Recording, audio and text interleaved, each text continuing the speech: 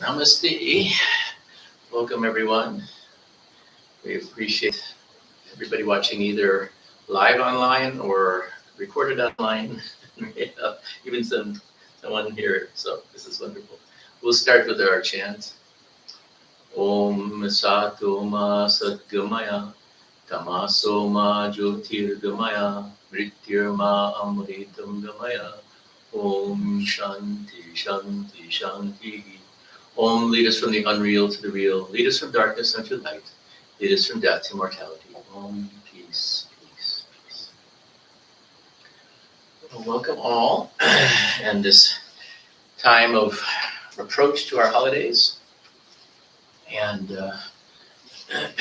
so many things happening in everybody's life. There's so much going on in the world, and the talk today it was kind of the idea that came was the four yogas meet in the one, Advaita Vedanta.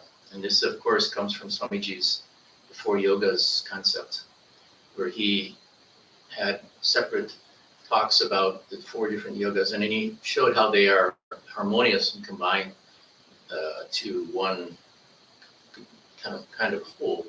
And this is the ideal, I suspect, that Sri Ramakrishna really came to the world to bring, is that all paths lead to God. So many paths, so many faiths. So many faiths, so many paths.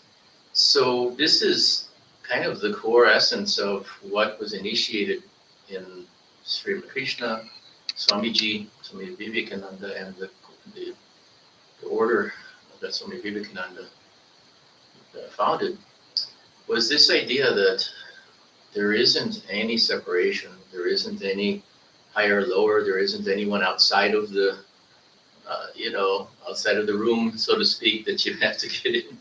There's not any supreme religion. They all lead to the top of the mountain. And this is what's so beautifully Sri Ramakrishna, live exemplar, that he experienced the top of the mountain through all paths. He himself, step by step, even if it only took days to do so. Us mortals, we take lifetimes. But,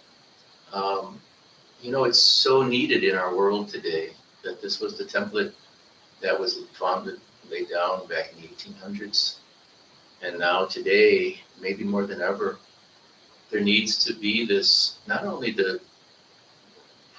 this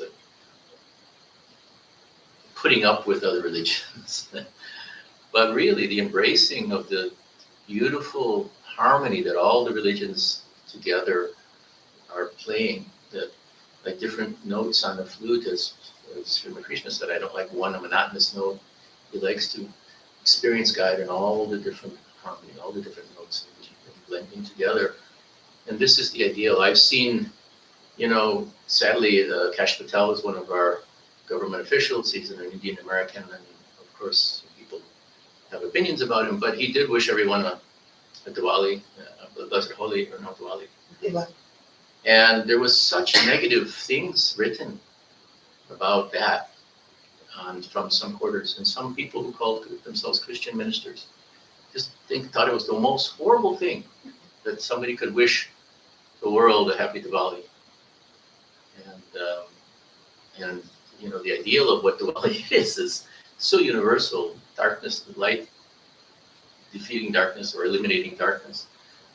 It's such a beautiful concept that would be something anybody could see as a horrible abomination. It's just beyond the pale and striking.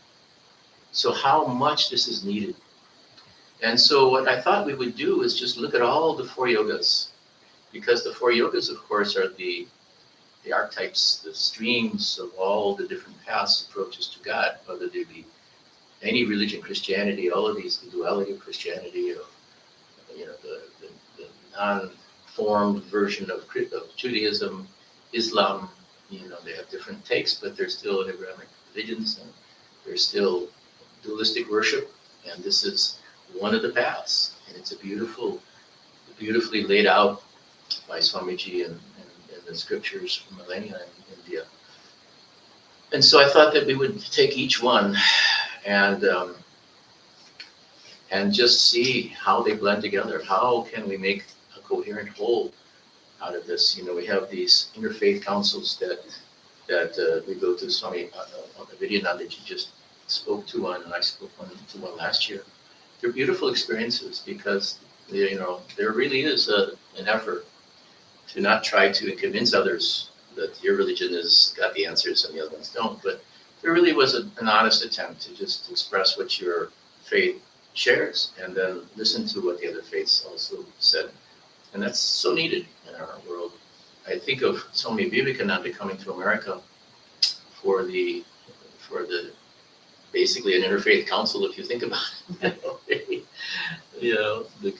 So this ideal of parliament of religions, and the fact that this was in 1893, how long ago that even back then there was attempts to really bring together the faiths and have someone speak about their faith and have open-mindedness. And somebody like Swamiji coming from the opposite side of the world back then, people had no clue as to what Indian religion really had any standing for, understood anything about it.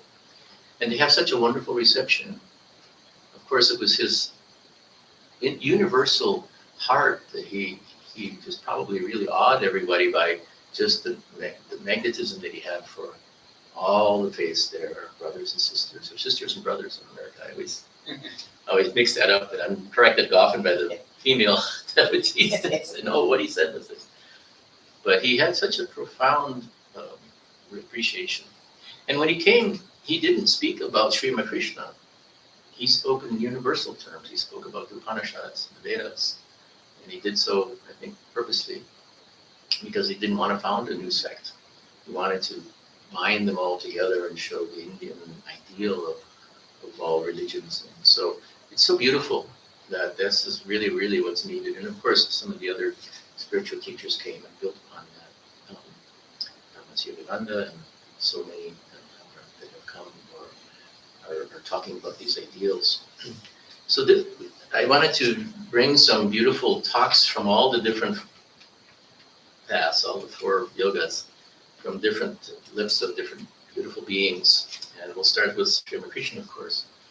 And this kind of encapsulates what he says about the 4 yogas. He's the master, this is Sri Ramakrishna. One should not harbor malice toward any person or any opinion. The believers in the formless God and the worshippers of God with form are all, without exception, going toward God alone. The jnani, the yogi, the bhakta, all, without exception, are seeking him alone. The follower of the path of knowledge calls him Brahman. The yogi calls him Atman, or Paramatma. The bhakta calls him Bhagavan. Further, it is said that there is the eternal Lord and his eternal servant. The eternal Lord and the eternal servant. That's a beautiful thought, if you're thinking about that non-dualism is the only reality. That also is duality, if you're thinking that that's the only way. So it's so beautiful. Sri Ramakrishna really shatters any places that we can hold on to our ego. And then Jayagopal asked, how can we know that all paths are true? And the master said, a man can reach God if he follows one path rightly. Then he can learn about all the other paths. Then he can learn about all of the other paths. It is like reaching the roof by some means or other. Then one is able to climb down by the wooden or stone stairs, or by a bamboo pole, or even by a rope. A devotee can know everything when God's grace descends on him. If but he realize him, you will be able to know all about him. You should somehow meet the master of a house and become acquainted with him. Then, as he himself will tell you about how many houses he owns and all his gardens. And this is Gospel of Sri Ramakrishna, of course. So beautiful. So he's talking about if one doesn't have the experience of that inner divinity, that alive consciousness of absolute utter bliss, it's really hard to look from one religion to the other and having understanding. Because we're, as Sri Ramakrishna said, we're on the stairs looking up, and we don't have that true melting of our own ego, our own solidity, our own biases and our own prejudices and our own past karmas of millions of lifetimes.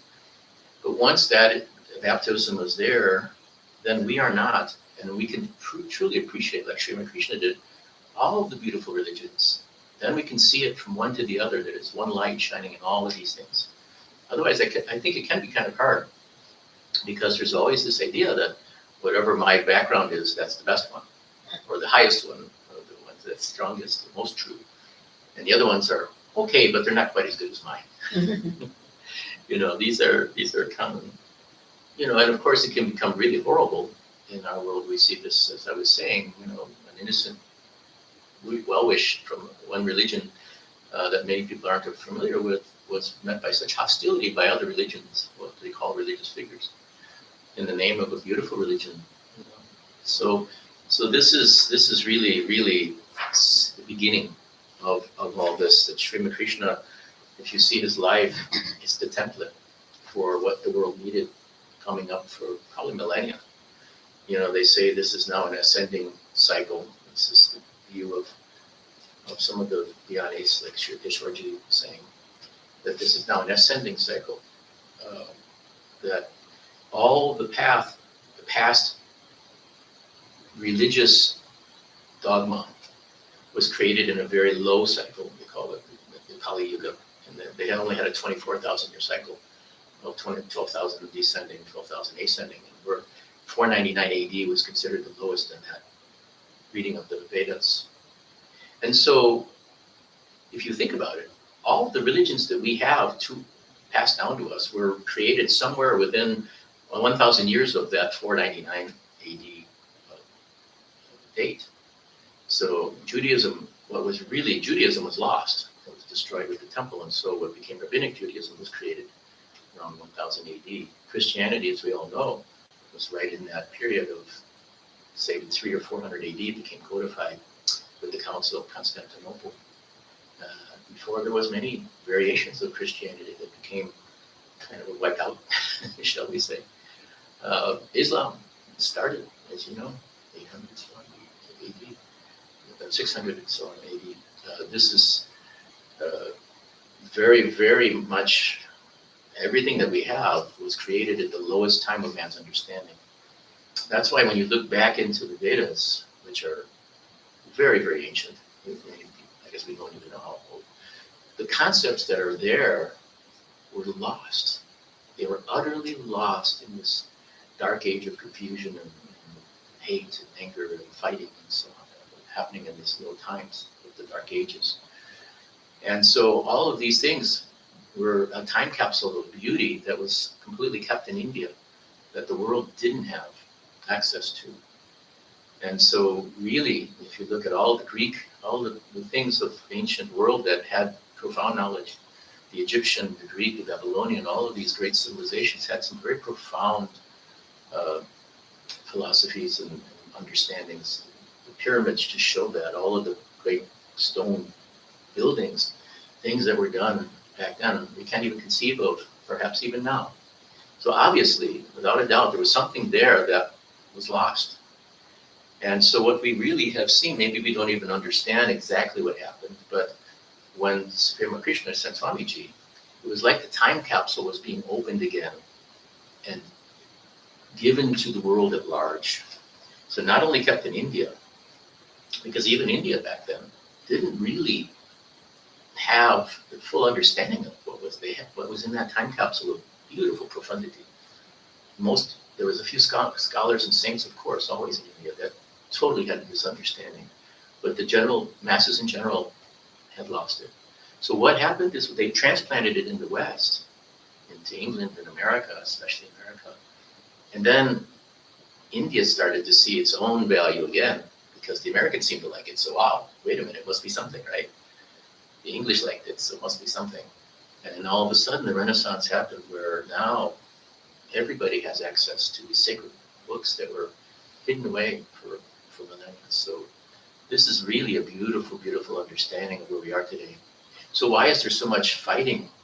Well, a lot of these religions that were started in these dark ages, we have kind of outgrown the concepts, because they were based on a very basic understanding of people. And there's core group of people that are in this world that are there. But the general mood of understanding and evolution of understanding is passing that by. And so those old understandings, I'm not saying the religions themselves, but the understandings of those religions aren't useful anymore. They're very limiting. They're like clothes you had when you were a child that don't fit anymore. And so releasing from those past attachments to all of those things that were, heaven and hell, eternal heaven, eternal hell. I mean, a frightening concept. Frightening. The one that just, if you've ever been subjected, had any experience of something else and God, thinking that God could be capable of creating his own child and cast him into everlasting hell. I mean, it's frightening. And yet that is still the belief of a lot of people. So the idea that this is something that maybe we need to revisit, maybe all these assumptions are creating horrible traits in our civilizations and our people, and our children are brought up with these ideas right from the time they're young. So to break past all of these things, that's what we're seeing all of the strife now. That's what we're seeing all of the trying to hold on to the old ways, what they call the pure ways, or races, or this or that. These are just washed up ideas. Time is not on their side. As it moves forward, all of those things have to be let go.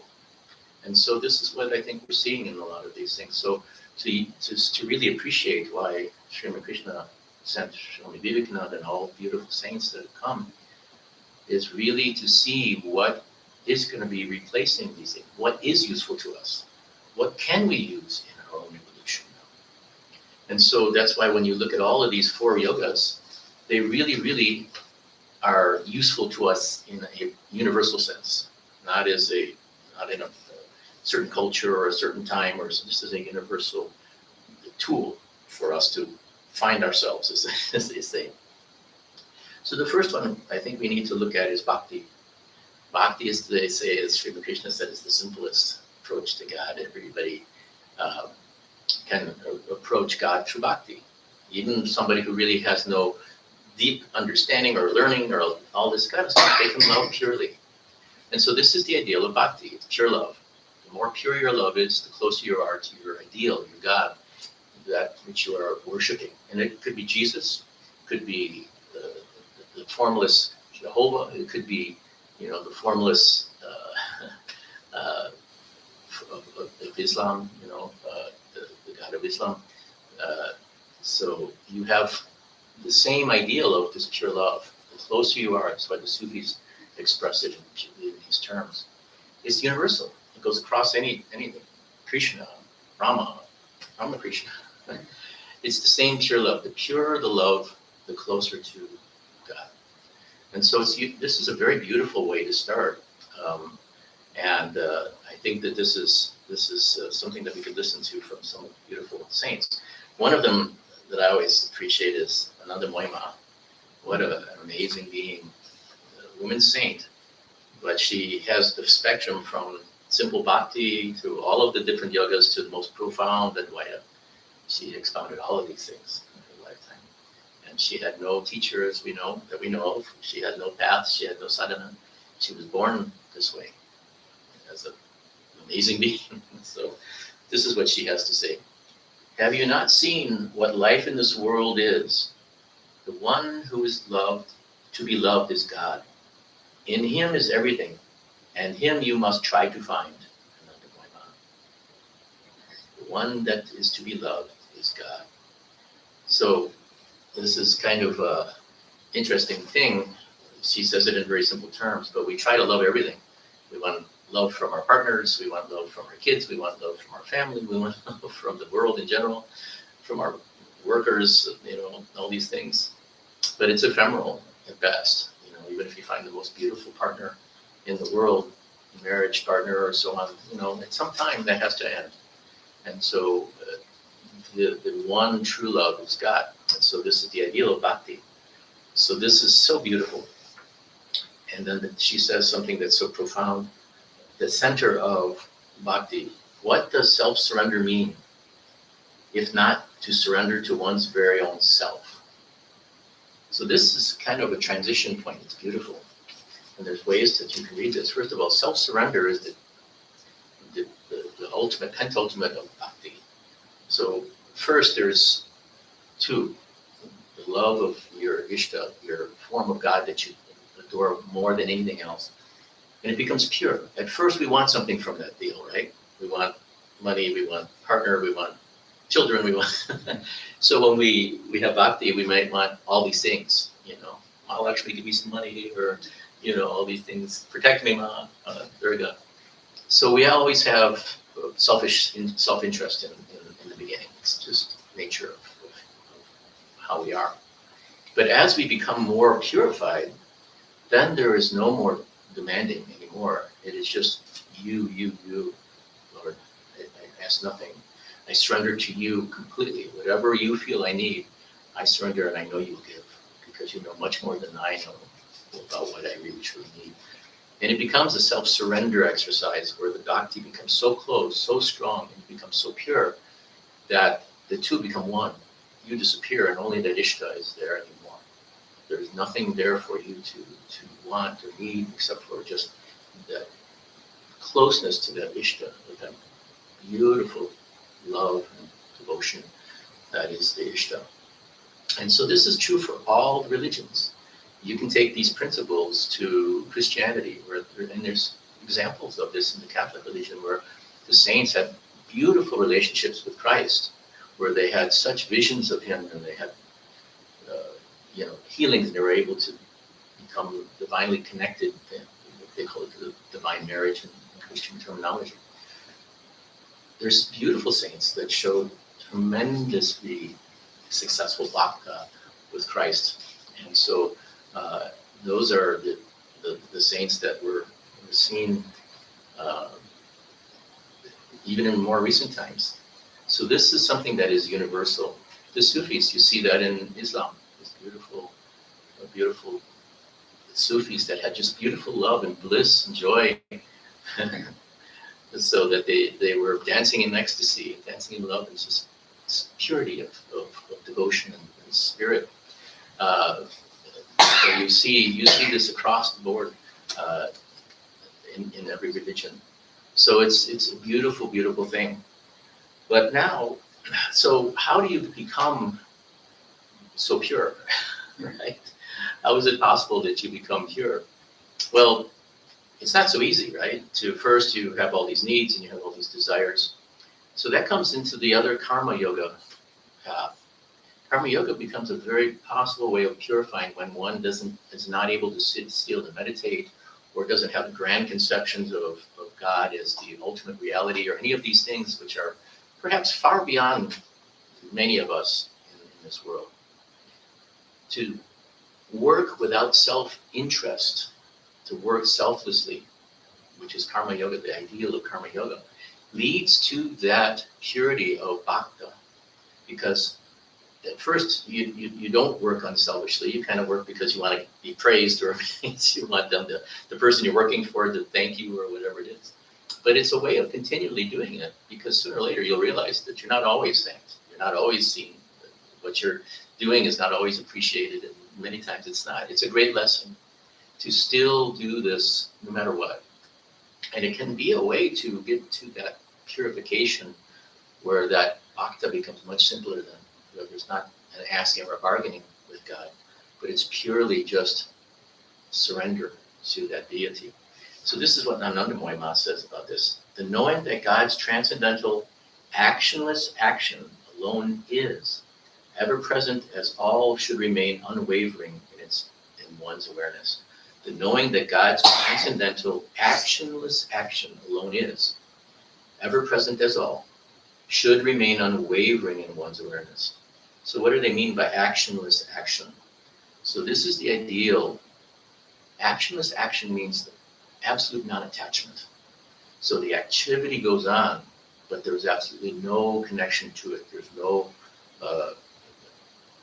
end or action. It's completely selfless. It's a completely non-attached action. And this is what the Gita talks about is actionless action, and it's a very high state of purity. So again, karma yoga is such a beautiful, and you see it practiced in the Christian faith, where they see Mother, Mother Teresa, and all these beautiful saints. They went out and worked tirelessly till the death to help the poor, the needy, the destitute, and the dying. You see that in other religions as well. Islam is a big part of their ideal is to help the ummah, the full congregation. And you have, in Hinduism, of course, this is a huge thing. You see these beautiful, selfless works that are done in the name of devotion, that are done just for pure love, for love's sake. So this is the ideal of karma yoga. So it really transcends all the paths to all the way to be able to help us to purify ourselves. This is maybe the highest expression of that ideal. And this is from Sri Ramana Maharshi.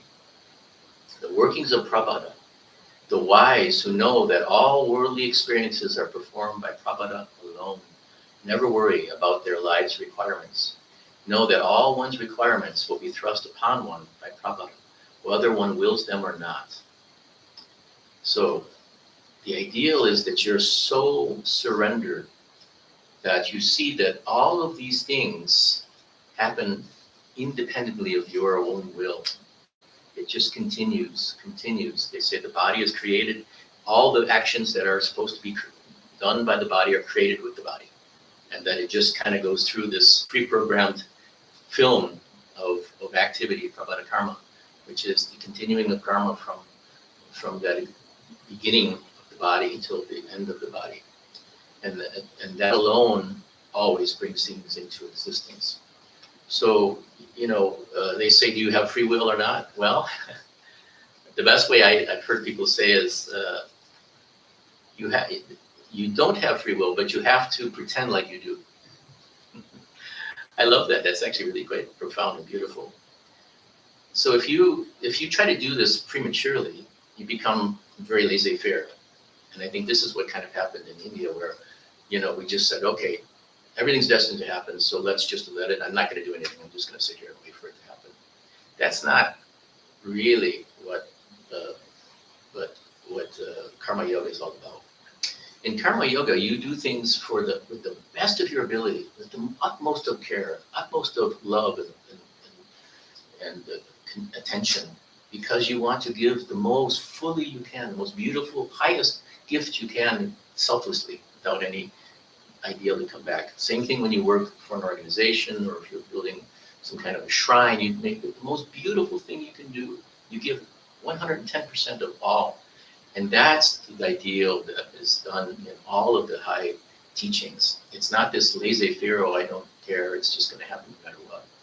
But you have zero attachment, because you might build this most beautiful temple, and in the next minute it's wiped out by a hurricane. That's the bargain of the world, right? That's why a lot of the Buddhists, they make these beautiful mandalas with these just grains of sand, these colored sands. And it's most painstaking. They actually wear masks so they don't breathe, because any breath will move a grain of this sand and you messed up the whole thing. They make this for days. They make these beautiful, beautiful patterns. And then at the end, they sweep them all away, or the wind takes them away. So it's such a training in exactly this ideal of selfless, perfect service, like the most meticulous, 100% effort to give. And that's the only way you can get to the state of what Ramana's speaking about. So pretend like you have free will, and then it'll lead you to these higher states. This idea of lack of effort, I don't think ever really leads anywhere proper. So, and of course, this is all part of the game too, I suspect. But at least this is what we can do. It's in our hands to do that, and so we try to do that. And now we're talking about Raja Yoga, which is the ideal of meditation, of calming the mind, focusing the mind, and making it one-pointed, using the energies, prana, in the body to be able to control the body and the mind. All these things are part of Raja Yoga, Hatha Yoga, all these types of things. Very profound and very popular in the West and in the East. So this is, now we're talking about how does this fit into all of these things. So Ramana talks about this. He says, there is no other way of controlling the mind except as prescribed in the books like the Gita. drawing the mind as often as it strays or goes outward and fixing it on the self. Of course, it will not be easy to do it. It will only come with the practice of sadhana. So if anybody's ever tried to control the mind before in meditation and trying to get it to focus on one point, knows that it's like dealing with a crazy monkey, or a drunk monkey is some of the stories they're saying. It's really hard to control the mind. Another white ma says, endeavor to sit absolutely still in unwavering contemplation so as to calm the mind. Try to keep your attention fixed on the supreme goal. Then only is there hope that the path to tranquility will open out. So what is this ideal? So first of all, practicing, and this is what Sri Ramakrishna said, guidance and practice takes practice to continually try to control the mind. There are practices to do this. There is yoga. In yoga, the idea of pranayama, the idea of prana control, they say that the mind is controlled by prana, and that how the prana is flowing in the body will be reflected in the mind. And so there are techniques of meditation that can truly help this ideal of focusing the mind on one point and keeping it there. So it gives you a manual of the mind so that you can have some chance of being able to control this mind that is there. So there's many ways to do this, but if you think about it, whether you're happy or not happy, no matter whether you're working, if you're working and your mind is all over the place, how is it possible to do karma yoga? If you're trying to focus your mind on the love that you have for your ishta, and you don't have control of the mind and it's thinking about what you're going to cook for dinner or meeting friends for something or other, or the holidays coming up, it's not possible. So controlling the mind is fundamental to all of these as well, just like bhakti. And so being able to learn how to control it, there's very many beautiful ways of doing it. There's a mantra. Mantra yoga is a wonderful way to do it. You can keep a mantra going in your whole daily activity. You don't have to do it just for a specific time that you're practicing your mantra, your meditation, for example, or formal meditation. But think about all those times when you're doing something mindlessly and your mind just is rambling. Why not put some kind of a positive mantra together for yourself that you could use, or your mantra if you're initiated in one of the traditions, they use them. And you can use that mantra even when you're going to sleep at night. Your mind's racing and doing all kinds of horrible things to you, right? And giving you fear and this and that, or you can't sleep. Why not practice a mantra at that time? And just don't be kind with yourself, be patient, but lead it back to that mantra. Goes away, lead it back to the mantra. After a while, you can go to sleep repeating that mantra, and you can wake up having that mantra still kind of going. It's beautiful. It's a beautiful way to control the mind. So these are things, there's pranayama meditation techniques that are taught in Raja Yoga, where you learn how to control the prana of the body. From Hatha Yoga to meditation pranayama, which is breath control. And Ma's going to talk about this in a bit, that this is very helpful. Being able to control the mind by observing the breath and calming the breath. Mind and the breath are very intimately linked. And this is one of the great wisdom messages that India has blessed the world with. And so there's actual techniques in Raja Yoga that you can learn from the different traditions and masters that have brought over these ideas of how to control the mind. And it's such a blessing. There's been amazing things that have been accomplished by some schools that in India where they taught the kids these principles very young. And they were able to just sit still for hours. They were able to study and remember things that were far, far beyond normal. Here's Ananda Moima saying, one should, like a bee, carefully seek out and adopt whatever fosters awareness of God with every single breath. Now, that's something that she elaborates on in other places. One should, like a bee, carefully seek out and adopt whatever fosters awareness of God with every single breath. So she said, why not use the breath with a mantra? So with each inhaling and outgoing breath, you have a connected part of a mantra to that, or a name, repeating the name of God with each breath. It's an amazing way to keep the mind focused and to calm the body. So you can combine these things.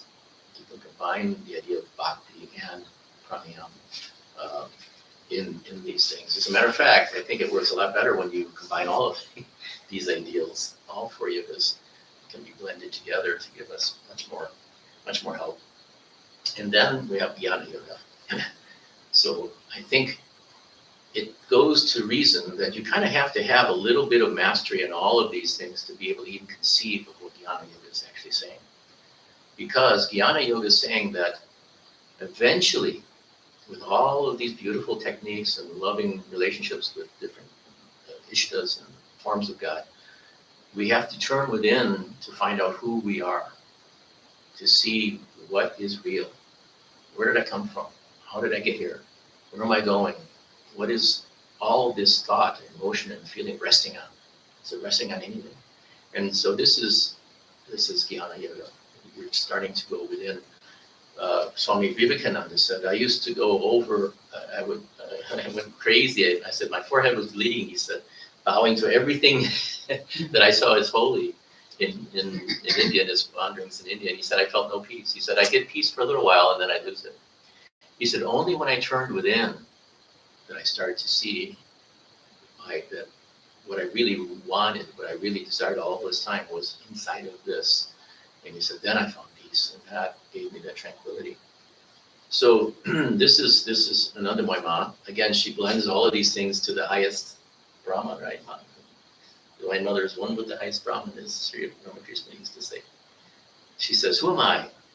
Once you sit down and ponder seriously over this question, you will discover that all book learning that you have crammed into your brain and all the practical experience that you have gained in active life are not of the slightest help in solving this question. That's amazing. And why is that?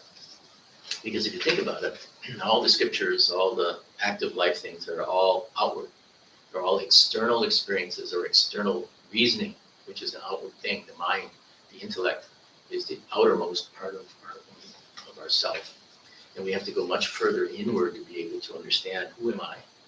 And so this is the ultimate question that finally gives us a start and stops us from continually going outward to forms of God, for love for this or that or anything else, but to turn within and see what is the source of this awareness? What is the source of this consciousness, of this life?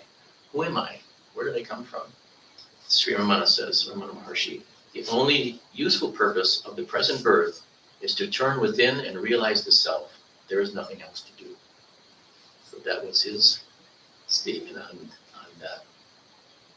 This is Sri Ramakrishna. A man attains everything when he discovers his true self in himself. The object of sadhana is to realize that. That also is the purpose of assuming a human body. One needs the clay mold as long as the gold image has not been cast. But when the image is made, the mold is thrown away. The body may be given up after the realization of God. God is not only inside us, he is both inside and outside. The Divine Mother showed me in the Kali temple that everything is Chinmaya, this embodiment of spirit, that it is she who has become all this, the image, myself, utensils of worship, the door sill, the marble floor, everything is indeed Chinmaya. The aim of prayer, of spiritual discipline, of chanting the name and glories of God is to realize just that. For that alone, the devotee loves God. So he says this so beautifully, he ties it all up in a nice little bow for us. That the realization of God is all his consciousness, all the external forms, but also the internal thoughts, the personality, the emotions. It gets deep inside that. That is all awareness. It is all pure awareness reflected out. We have to go, it's like layers of the onion, going deeper and deeper and deeper. And all those things get cast off until there is only pure awareness. This is Anishanacharya, and of course, one of the most amazing beings, intellects, lived to 33 years old and was writing Sanskrit shlokas at 8. I don't think that's normal, even in India. It is hard for any living creature to achieve birth in a human form. Strength of body and will are even harder to obtain. Purity is even harder still. Even than these is the desire to live a spiritual life. And an understanding of the scriptures is hardest of all. As for discrimination between the Atman and the non-Atman, for direct perception of the Atman itself, for continuous union with Brahman, the final liberation, these cannot be obtained except through the merits of 100 billion well-lived lives. 100 billion. It's kind of depressing in a sense, but if you think about it, 100 billion lives, if we've had experiences of everything, including the purest, most basic parts of creation, and we've experienced it all through minerals and all the chemical reactions and all these things of the worlds, all the way through the amoeba and all the basic life forms to plant life and ocean life and all these things, all the way through the animal life and human life. That's a lot of lives, and that's a lot of observation. So to get to where we are in a human body, it's probably hard to even conceive of. If we ever saw the truth of it, probably would fall flat on our face in shock. I suspect. This is actually kind of neat because it's a contemporary person who's learned from the ancient Indian Vedas. He said, the future is a concept. It doesn't exist. There is no such thing as tomorrow, and there never will be, because time is always now. That's one of the things we discover when we stop talking to ourselves and stop thinking. We find there is only the present, only the eternal now. And this is a very, very profound statement. This is Alan Watts, by the way, but it's from the Vedas. It's a very profound statement. If you think about it, and this is something that hit me hard recently, the past it doesn't exist. It doesn't. If you think about it, the only thing, if you think about it, then it's existing. If you're not thinking about it, it doesn't exist. It has no form of reality at all. It's completely not here. And it only can affect you if you resurrect it in thought. The future doesn't exist. It is not happened. It doesn't affect the now here at all. And so to live in the past or the future is of course, the cause of a lot of the suffering that we have, because we're constantly remembering the past. We're hoping for something in the future, and it keeps us completely out of balance and horrible. So the idea to be able to not to be in thought and to be remembering or thinking or talking to ourselves is a very deep yogic state, and eventually it leads to oneness with God, called Kalpa Samadhi. And this is Srimad Krishna. I'll just have to leave us with this last one here. The master said, Jnana is the realization of self through the process of neti, not this, not this. One goes into samadhi through the process of elimination and realizes the Atman. But vijnana means knowledge with greater fullness. Some have heard of milk, some have seen milk, and some have drunk milk. He who has merely heard of it is ignorant. He who has seen it is a jnani, but he who has drunk it is a vijnana. That is to say, a fuller knowledge of it. After having the vision of God, one talks to him as if he were an intimate relative. That is vijnana. First of all, you must discriminate, following the method of neti. He is not the five elements, nor the sense organs, nor the mind, nor the intelligence, nor the ego. He is beyond all these cosmic principles. You want to climb to the roof, then you must eliminate and leave behind all the steps one by one. The steps are by no means the roof, but after reaching the roof, you find that the steps are made of the same materials, brick, lime, brick dust, as the roof. It is the Supreme Brahman that has become the universe, and its living beings and 24 cosmic principles. That which is Atman has become 5 elements. You may ask why the earth is so hard if it has come out of Atman.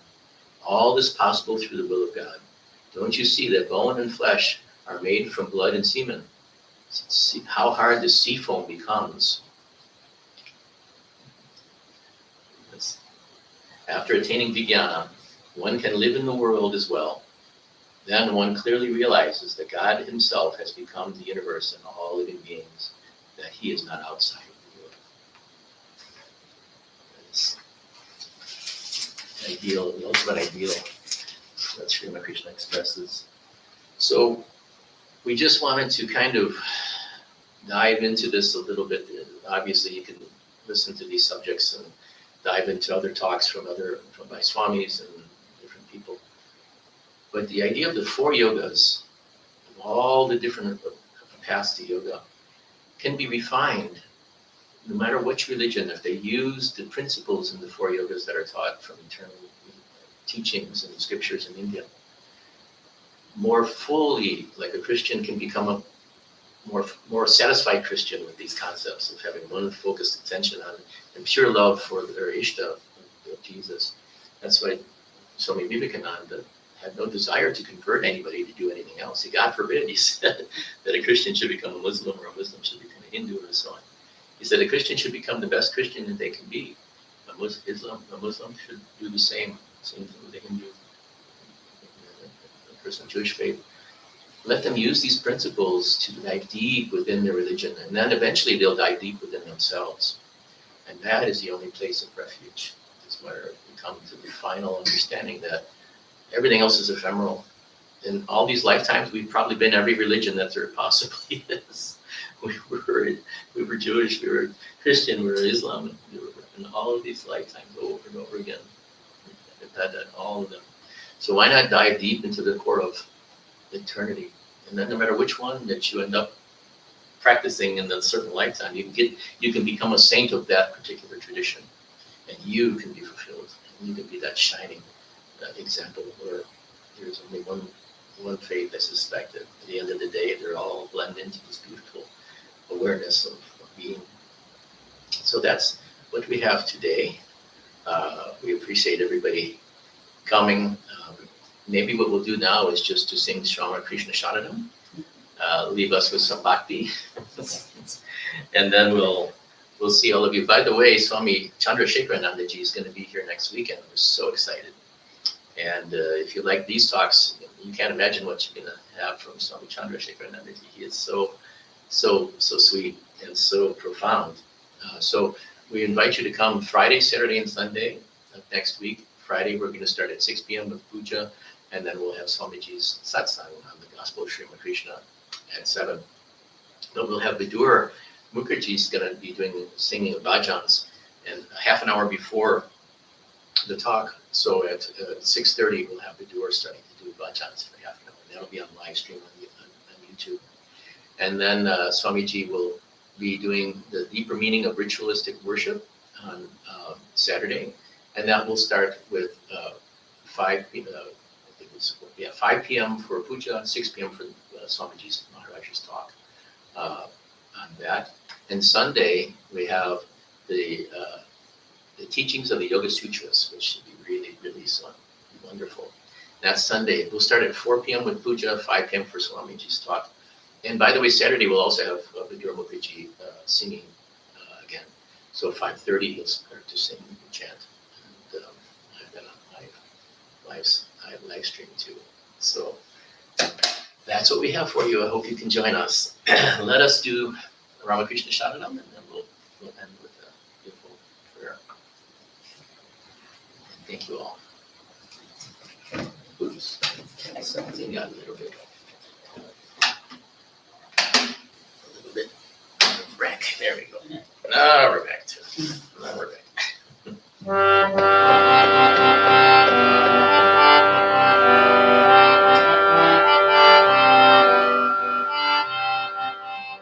Krishna Sharanam, Ram Krishna Sharanam, Ram Krishna Sharanam, Sharanye Prabhu, Ram Krishna Sharanam, Ram Krishna Sharanam, Ram Krishna Sharanam, Sharanye. Kripahi Kevalam, Kripahi Kevalam, Kripahi Kevalam, Sharanye.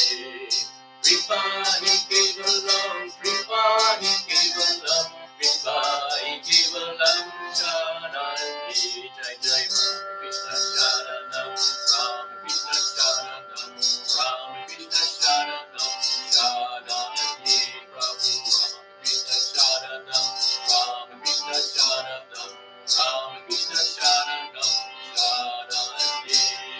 Sharanagaitu Hum, Sharanagaitu Hum, Sharanagaitu Hum, Vande.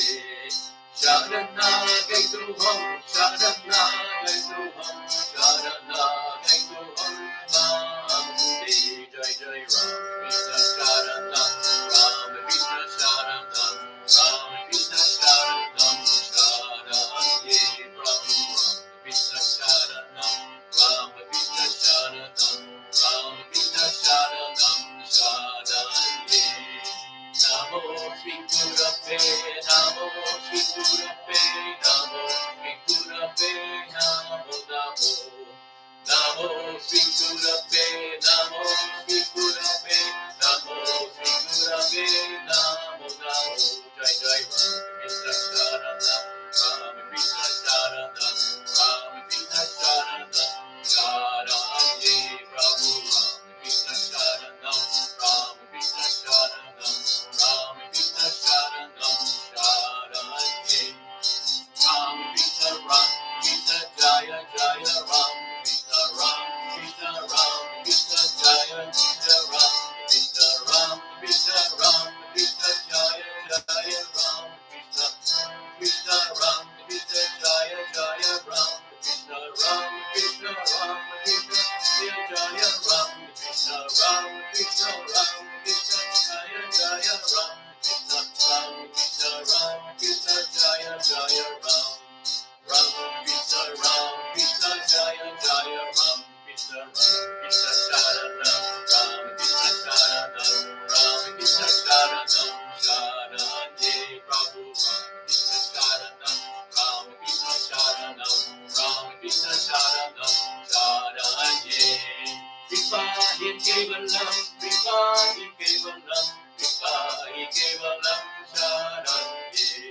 Vipahi Kevalam, Vipahi Kevalam, Vipahi Kevalam, Sharanye. Jai Jai Ram Krishna Sharanam, Ram Krishna Sharanam, Ram Krishna Sharanam, Sharanye Prabhu Ram Krishna Sharanam, Ram Krishna Sharanam, Ram Krishna Sharanam, Sharanye.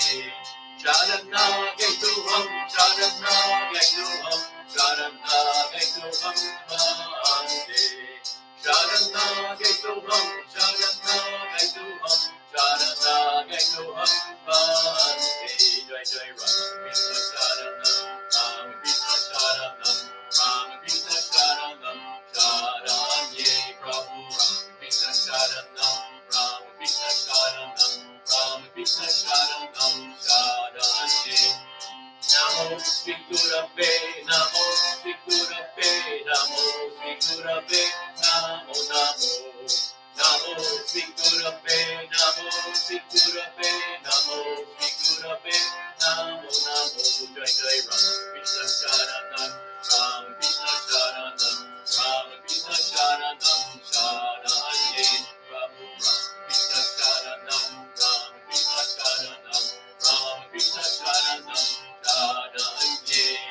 Ram Krishna Jaya Jaya Ram Krishna Jaya Jaya Ram Krishna Jaya Jaya Ram Krishna Jaya Jaya Ram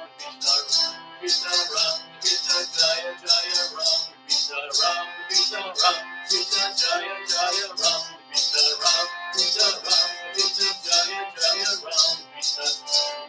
Ram Krishna Jaya Jaya Ram Ram Krishna Jaya Jaya Ram Krishna Sharanam, Ram Krishna Sharanam, Ram Krishna Sharanam, Sharanye.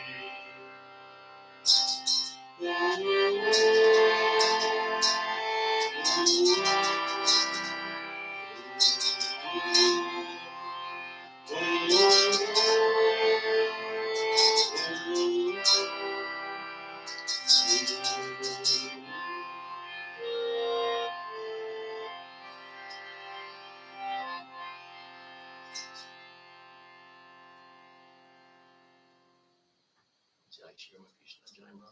Thank you all for coming. So look forward to seeing you next weekend with Swami Chandrasekharananda. Jai Ma.